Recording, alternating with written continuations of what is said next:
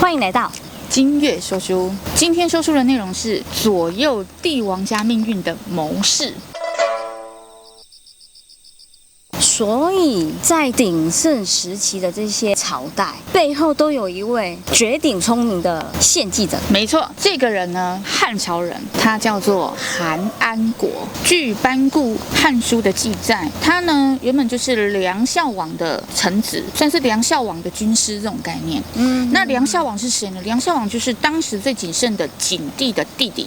所以在七国之乱的时候，这个弟弟呢可是出了大功。当时景帝呢采取了晁错的建议，晁错呢就是景帝的老师，就说我们来削藩。为什么？因为当时分封了这么多的诸侯，都在各个地方，每一个人都越来越有钱，富可敌国，然后各立为王。那时候景帝就觉得，内忧外患好像有点严重。对，所以呢，晁错就告诉景帝说，我们攘夷之前必须安内。对，所以呢，他就跟他献了这个计策。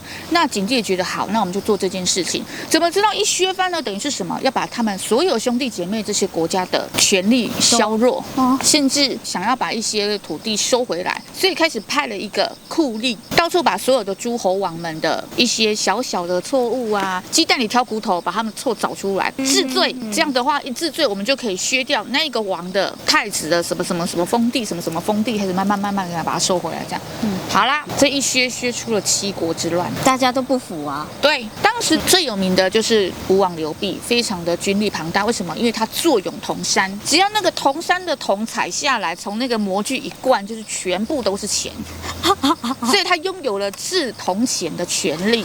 这个很可怕。对，所以他拥有多少钱就拥有多少钱。但其实最穷的人居然就是国家。所以呢，开始七国大乱的时候啊，这个韩安国就厉害了哈。七国大乱，他只能采取梁国保护。这时候吴王刘濞就笑了，哈哈哈！可惜他刘启只有一个弟弟，我们7个人打一个，哪可能输？没有想到这时候景帝他就去坝上看了一下我们的军队，哎呀，真是先皇的部队怎么都是老灰啊，都是这老弱残兵的，我们怎么打得赢呢？晁错就说，还是我们到细柳营去看看周亚夫怎么样？他就想到，对，先帝当时曾说国有难找亚夫，那就是说代表这个周亚夫将军应该是没什么问题了吧？果然到了细柳营之后，他发现这里的军队怎么跟坝上的差这么多，军令严明，所以当时周亚夫下了军令，就是说不管是谁都必须经过军令的流程，你才能够见到将军，你进来这个军营。晁错就觉得你太无理了吧，皇帝都来了，你怎么可以不开门？景帝就说啊，可能是我们来的太匆忙了，没关系，我们等等他。来，皇帝玉玺你拿去直接给他看。大汉皇帝玉玺在此，赶紧请将军出来迎接。好，周亚夫就开了一条路，让皇帝的銮驾进去了。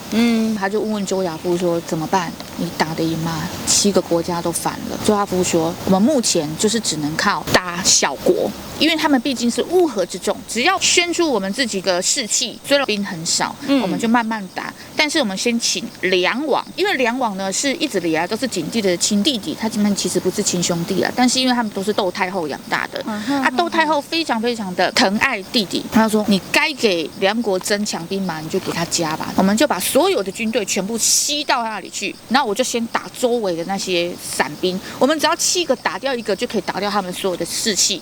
听起来是有道理。他就说没有别的办法了吗？周亚夫说没有别的办法，我们的军队就是不够多。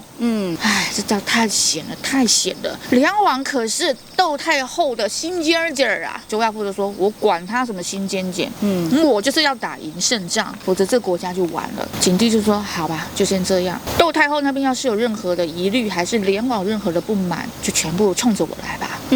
没有想到窦太后就是一个明君啊，她算是一个非常厉害的女政治家。窦太后就说，你甭管你的弟弟，打就对了，我就不相信我2个兄弟撑不起这大汉的天下。景帝就说，这下我有底了，连我娘都支持我了。结果韩安国就厉害了，韩安国那时候就是在梁孝王的麾下嘛，韩安国就去跟梁王说，这时候你该跟皇帝要多少军队，要多少粮食，要多少军械，你尽管要，他肯定给你的，因为我们就是守最后最强的吴王刘濞的军队，也只剩他们没有啦。果然景帝该给的全给了，然后他们的国力突然大增，该有的钱，甚至窦太后后还在后宫墓前。嗯，虽然没有多少人，他们就弄了一个游戏，请了所有后宫的娘娘们、命妇全部进来玩。大家都知道嘛，谁敢赢太后啊？所以大家都故意输，对不对？这算是开赌局了。对，他就是故意这样子，然后筹措大家后宫娘娘们还有王公命妇们的钱，想要献给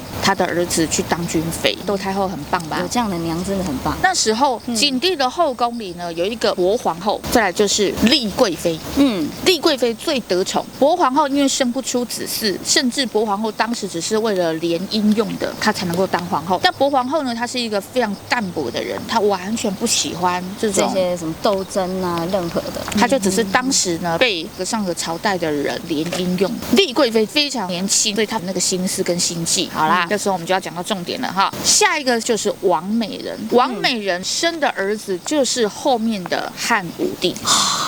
就是最兴盛的时期。关于王美人和汉武的故事，咱们之后再讲一集，非常的精彩。我们现在拉回来，景帝跟孝王，这个梁王就是他的弟弟嘛。为什么他叫梁孝王？就是因为他死后追从他，就是非常的孝顺妈妈。他本来就是梁王，后来就把他谥号为梁孝王，中间加一个孝顺的孝。梁王非常受窦太后的宠爱，没有想到有一次的家宴，所有的人都来了。明明丽贵妃已经生了一个长子叫刘荣，已经蛮大了。太后就说：“这个祖宗的法制规定怎么这么不通人情？为什么就是爸爸只能传给儿子呢？那有没有别的办法可以让我的儿子留在我身边啊？启儿啊，如果你离开了，我儿是不是就都不在我身边了？这个祖宗呢，怎么这么不通人情啊？”景帝就说：“娘啊，所以不是不可以啦，那只是我们可以想个办法，可以让梁王多多回来陪你老人家啊。”太后就说：“今年来了，明年呢？明年来了，后年呢？这样子实在让我老人家好思念啊。”景帝就说了：“那不然咱们可以想个办法啊，比如说诸侯王进朝啊，让他待久一点，否则他们诸侯王进朝都得有一个时间，就不能一直待在那儿哦。”太后就说：“这样好了。”他就牵了梁王的手，让你的弟弟梁王当你的储君。景帝就吓了一跳，怎么办？也不是不可以啦，因为骑虎难下嘛。窦太后呢就拉着景帝的手，再拉着梁王的手，两个人就拉起来，站起来了。君子一诺千金。窦太后她也有家族企业嘛，所以呢，她就叫了她的侄子窦婴，把那一坛先帝所存放的紫金醇搬出来，皇帝只要喝了这个，我们就达成了誓约。窦婴当然不可能让梁王乱政吧，就赶快说这个是皇帝喝醉了，皇帝喝醉了啊！这个陛下子是不是刚刚不小心说错了话哦？喝醉了啊！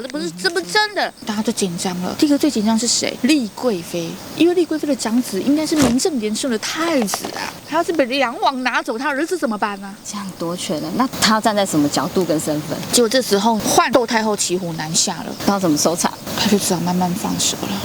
窦婴看到罚酒3杯，罚酒3杯，他就叫那个皇帝赶快罚酒3杯。皇帝就立马对，我说错，然后他就喝了那3杯，这件事情就结束了。从此窦婴就被那个窦太后赶出窦氏家门啊，他很生气，他破了他的局啊。没事还算好，惨了，梁王起了这个心，他想当皇帝。这个起因也在于说，原本从来不可能会发生的事，但是只要有一个人开了这个先局，你好像有机会了。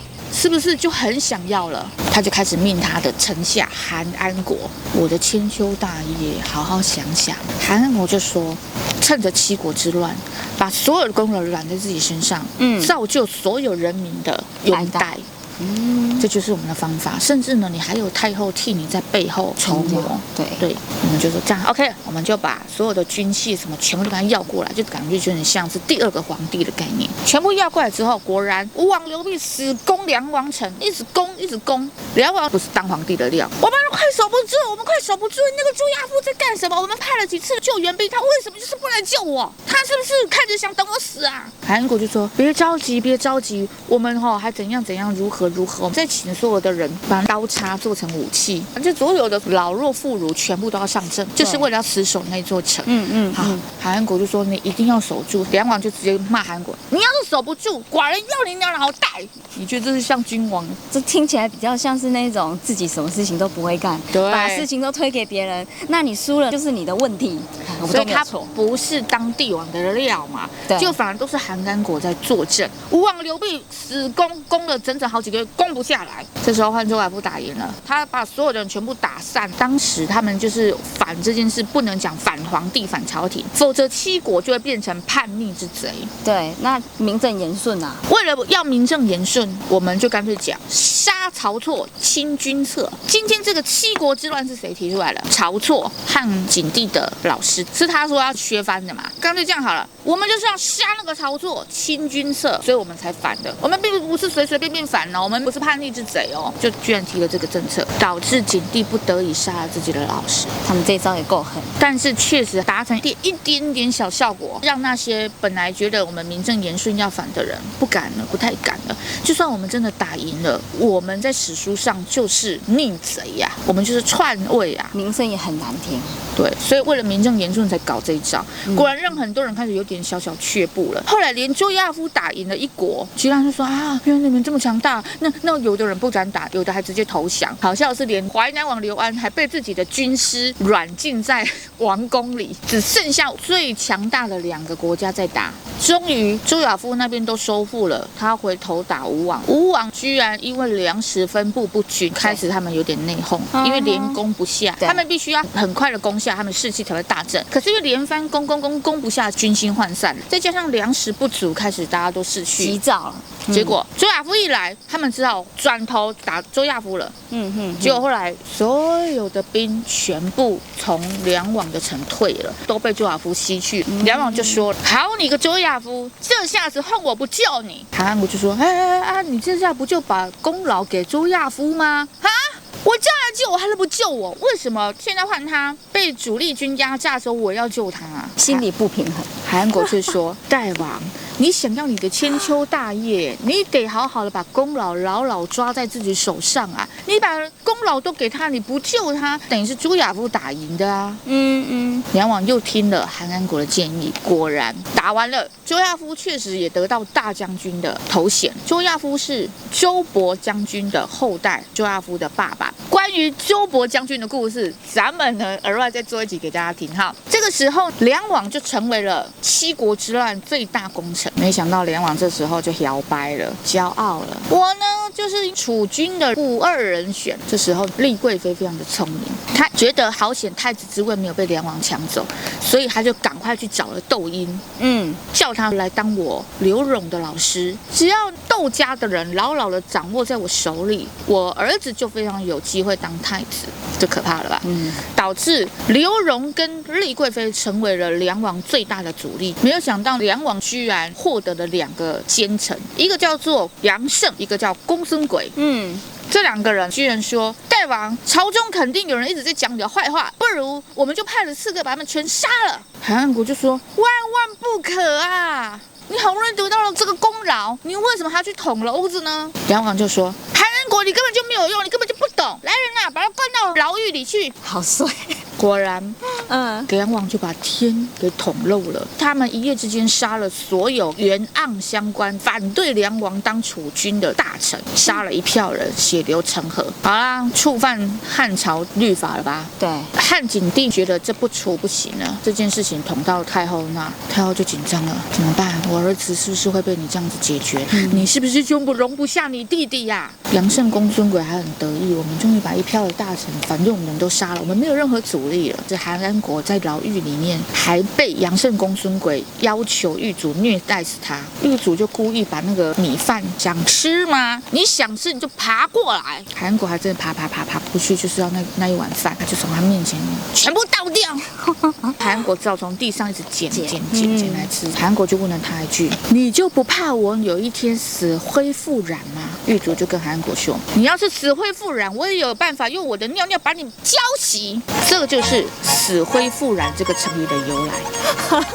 杨慎公孙轨捅娄子了嘛，汉景帝就疯狂的下很多道命令，要他交出凶手。你只要不交出那2个为凶手，你就是凶手。对，那我们就弄你了啊！终于他顶不住所有的压力了，他就把杨慎跟公孙轨交出去。对，所以杨慎公孙轨就把这件事情给扛下来了。但是这件事还没完啊！那时候梁孝王呢，他非常非常的奢华，连坐垫都是金丝线绣的，他连皇宫都要用金子打造，甚至他连进宫去见太后，居然还在门口向自己的哥哥景帝拔了宝剑，他就是嚣张到一个极点，导致全部人都不满他，他就觉得我的储君是不是快飞了？那我要回家见我妈，只要我妈跟我说啥，我娘一定都会挺我。可是没想到连窦太后都不见，唯一的方式，他就跟韩安国又把他从牢狱里面弄出来了，他就说怎么办？韩安国拿了好多的礼物去见太后，太后也不见，见景帝，景帝也不见，结果见的是谁呢？长公主。长公主在太后的眼里就是个女儿，她在景帝的眼里就是一个好姐姐，在长公主的眼里，梁王根本就是个小弟弟，所以长公主可以周旋在他们中间。厉害的就是王美人使用了长公主，让自己的儿子顺利成为皇帝。这个我们之后再说。韩安国就很聪明，把所有东西带去见了长公主，告诉她：长公主，你可是梁王的亲姐姐，难道你会不了解自己的弟弟个性吗？他不过就是拿了非常多的金银财宝，都是皇帝哥哥赏给他的，不过就是拿那些金银财宝跟大家炫耀说我哥哥多疼我，我娘多疼我，就只是做这些事情而已，那不过就是跟大家炫耀一下，没有什么大错啊。长公主就说你说的也有道理，所以长公主就去跟窦太后说了这件事情呢，又被韩安国解决了。韩安国就替梁王处理掉非常多他自己捅的篓子，以及把所有的功劳都揽在自己身上。好，这时候厉害的就是王美人同母异父的兄弟叫田芬，这个田芬呢，当时他就已经看出了韩安国的才能。那时候他们就已经有私交了。梁王落难的情况下，其实呢，最幸灾乐祸的应该就是王美人一家。丽贵妃呢，做错了一件非常严重的事情，她得罪了长公主。长公主那时候觉得丽贵妃她使用了窦婴，让窦婴问她说怎么样才可以改立皇后，这样我儿子才有机会当太子。窦婴很厉害，窦婴就说这个呢，解铃还须系铃人，你就是去跟博皇后讲，这个口子由她自己去说，只要她跟皇帝说了，皇帝就可以把她废了，这谁去讲都不对。丽贵妃就去跟博皇后说，你站着茅坑不拉屎，你什么子嗣也没有，你这样岂不是要让景帝没有后代，没有人可以传承继位？有一次景帝生了一场大病，跑去甘泉宫调养生息，他就跟博皇后讲，叫博皇后现在就去甘泉宫跟汉景帝说我要退位。汉景帝就说谁跟你说的？丽妃。对，汉景帝心里就凉了。好，没关系，他其实也不是那么的在乎这件事情，反正呢，在乎的应该是太子是谁才是重点。博皇后退位之后，下一个上位的感觉就像丽贵妃了吧，因为她毕竟有长子是刘荣，果然就被封为太子了。因为七国之乱这件事让大家吸取的教训就是，野兔里的野兔为什么人人可以获得？那市场里的野兔为什么没有人敢抓？因为它有主人，野兔没有主人，所以人人可取之。名不正言不顺。丽贵妃觉得那我儿子是太子了，这时候他的门槛都被踩破了，所有的人开始趋之若鹜的跟他巴结啊、讨好啊，甚至长公主提出了一个建议，她居然偷偷叫人家去跟他说媒，说我们阿娇嫁给你们刘荣太子，这样对自己也是保障吧？对，丽贵妃呢浅薄愚蠢，她居然直接跟长公主说：“做你的春秋大梦去吧！”气死！长公主就跟那个媒婆说：“这件事以后不准再提。”两个人梁子就接上。其实最厉害的是长公主才对吧？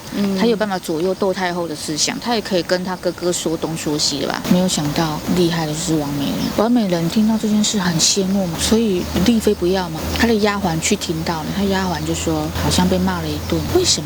好像说你们就是看到我们家飞黄腾达，你们就想要来凑一脚，好死不死被这个田芬听到了，他弟弟就说姐姐啊，如果有机会的话，不然看能不能把阿娇跟我们家刘志儿凑在一起，我们换我们有机会了，这样这种事不好说啊哈。没有想到下一个要去汤泉宫服侍皇帝的人本来是丽妃，依照顺序来讲，就没有想到这次居然先招了王美人去，原来皇帝要把王王美人的其中一个女儿嫁给匈奴，多痛啊！南宫公主当时也才17岁，居然要嫁给那个牢牢垂疑的大匈奴单于，而且那是他们史上第一次用真公主所嫁的，否则每一次都只是找一个好漂亮的宫女，封了一个啥顾伦公主、和硕公主、默默公主就嫁了，你知道吗？和亲这条路有多长？就这次嫁居然是真公主。这么多的皇子公主里面，她偏偏挑了王美人的，为什么呢？因为王美人非常的大度大气，她居然直接跟皇帝说：“陛下不要担心，我知道了，但是眼泪还是掉。”窦太主也觉得你非常的好，你真是一个善解人意的妹妹。景帝常常就跟王美人说，要是后宫人人都像你一样顾大局识大体就好。完了，丽贵妃知道了，你怎么可以踩在我前头先去见皇帝？你想干什么？长公主就说了，你可以少说2句嘛。这时候2个人正在去的路上，其实窦太主跟王美人同乘一个车驾去汤泉宫找皇帝的时候，也带了刘志跟阿娇去。长公主就好喜欢王美人，她就跟王美人说：“你觉得把咱们阿娇许给智儿如何？”当然就中了王美人的心意啦。王美人就说：“那感情好啊，只是不知道阿娇愿不愿意啊。长公主就问啊：“智儿来，智儿来，阿娇来，阿娇来。”然后就问智儿：“姑姑给你找个媳妇儿好不好？你想要谁？”那时候的刘志就说了一句话：“我想要阿娇姐姐嫁给我。如果她嫁给我的话，我就会给她造一个大大的金屋子给她住。”这就是金屋藏娇的由来。长公主就说了。可是阿娇比智儿整整大了几岁啊？王美人就说：“姐姐啊，俗话说女大三抱金砖呐。”2个人的心意就一拍即合，这要怎么跟皇帝开口啊？长公主就说：“这事儿啊，我来搞定就可以了。”王美人那感情好啊！到了汤泉宫呢，首先长公主就偷偷的去跟汉景帝说了，汉景帝也很爽快的答应了。这时候呢，刘志，那时候因为刘荣在跟窦婴上课的时候，就学到了一个故事，叫七发。那个时候的朝代呢，有一个人生病了，生了一场大病，但是呢，他只要跟他讲了7件事，他的病就会好了。刘志就在旁边不小心偷偷听到了，他就背下来，他就说：“那是什么7件事这么神啊？”他就说：“这7件事呢，都写在这一本七发的书上面，你可以好好去看一看。”这样，没想到这时候刘志居然直接背下来了。景帝呢，在休息的时候，小智儿呢就跑去他旁边看他父王。他听见父皇又咳了2声，他就问父皇说：“父皇的病好了吧？”父皇就汤泉泡了之后好多了啊。如果父皇的病再不好，不如请梅城来治。梅城？你怎么知道梅城啊？只要梅城跟父皇讲7件事，父皇的病就会好了。吓一大跳。那你说那7件事是哪7件呢？难道父皇你没有看过七发？那7件事都写在上面呢。说啊，这不得了，这小子不得了啊！长公主就走过来说：“我说什么来着？他比那个刘荣好太多了。”景帝就说：“啊，不能这样比，不能这样比。”但是他的眼睛呢，已经对刘志产生了炯炯闪光。这时候呢，我们就要来讲到丽妃的下场。丽贵妃当时呢，因为儿子被封为太子，但是因为又得罪了长公主，所以呢，长公主就使计，她故意叫丽妃的哥哥丽奔。丽奔呢是掌管礼仪的，前一个晚上就把他叫过来说，皇后的位置空太久了，咱们应该好好跟皇上提个醒儿。丽奔就说：“那长公主觉得立谁为好呢？”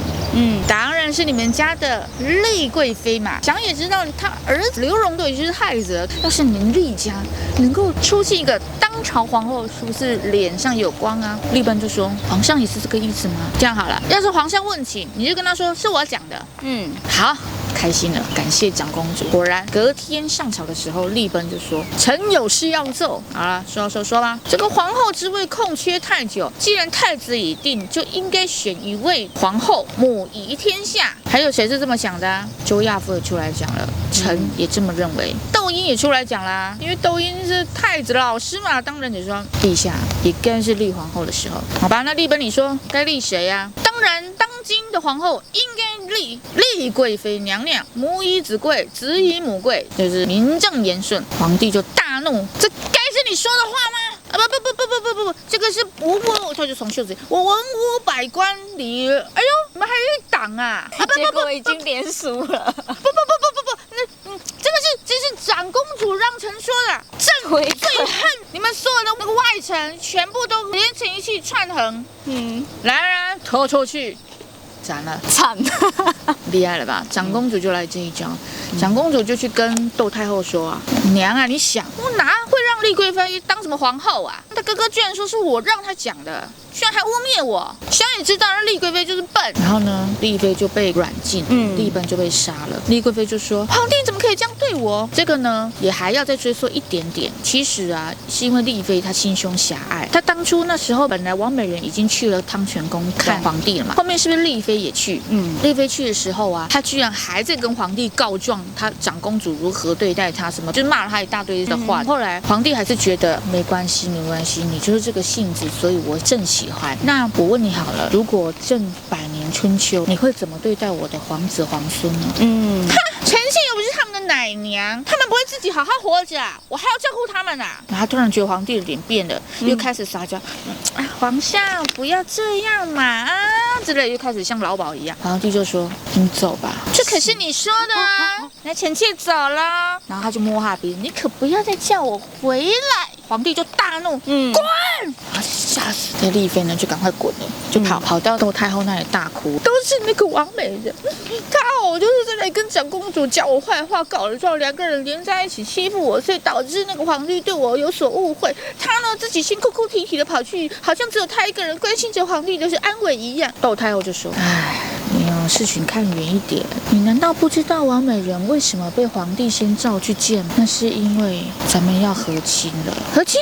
是啊，我也舍不得我的孙子南宫啊，在这么小的时候就要嫁这么远的大匈奴。咱们历代历朝以来也没有人真正嫁过真正的公主啊，难道不难过不伤心吗？”丽妃就哑口无言了。丫头啊，你好好想想啊，不要在这些鸡毛蒜皮小事上面在那里心胸狭窄啊。他就走了，但是他已经得罪了长公主，对，长公主又来了一招，弄他的哥哥，让他死了，所以他就被软禁。丽妃被软禁的时候，王美人还去看他，然后王美人上去看他的时候，他居然还在那里，陛下，陛下来看我了，陛下来看我了，他最喜欢看我胸前这一颗痣啊！王美人就把所有的化妆品啊、镜子都留给他。没有多久，王美人一回到宫，就传来丽妃娘娘自杀了。史书上有记载说，很有可能是王美人送去的食物毒死她的，但也有可能是丽妃自己想不开而自杀。这个没有办法真正的去考究她就大家自己慢慢想啊。王美人看到她的死状凄惨，她就很害怕。这时候刘荣也被废掉了，怎么办？怎么办？他如果会不会有一天也跟丽贵妃一样的下场？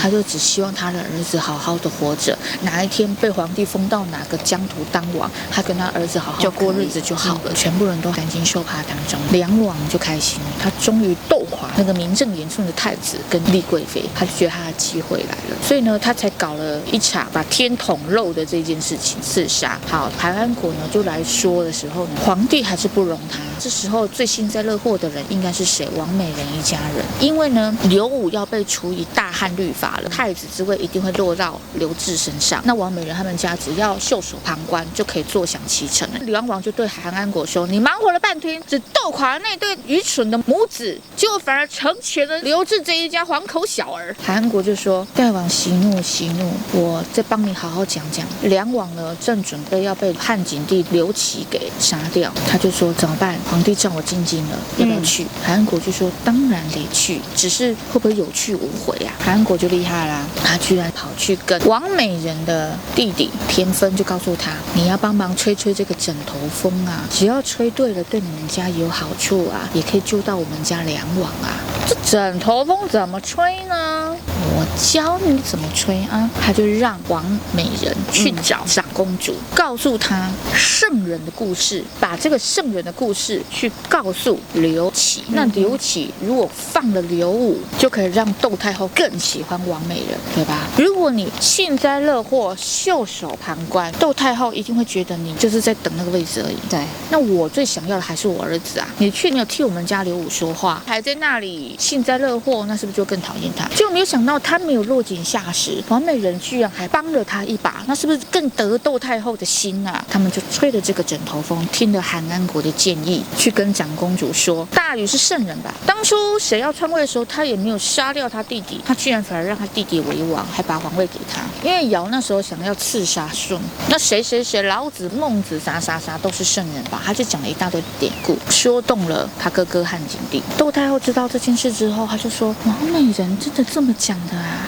这个媳妇儿我果然没看错，所以就先立了王美人为皇后，但是太子还是空的。刘武还在那里修康，还是想要那个皇帝位啊。最后呢，就是因为犯了这个大错，导致他只好负荆请罪，让他的姐姐长公主带着他背着荆去跟哥哥求饶，他才觉得他这个位置应该永远要不到了。丽妃一死没有多久，就立了王美人为皇后。后来因为刘武闯了这个大祸，韩安国成功的化解这个危机，让他的王好好的活下来。对，最后连梁王死后，这个传位的儿子不喜欢韩安国，韩安国还是一样可以游走在帝王之家。汉武帝称帝的时候，他还重用他为将军，他成为将军，他还能够判断匈奴下一个要攻击的地方是谁，非常的明确的告诉汉武帝，让汉武帝有很多的决策跟目标，可以知道匈奴想要进军哪里。他们常常都在旁边的什么右北平打一下，渔阳上谷打一下，所以这时候他就说，如果都种不上粮，大家都在打仗，那请问如果今年不耕种，明年大家吃什么呀？他就奏请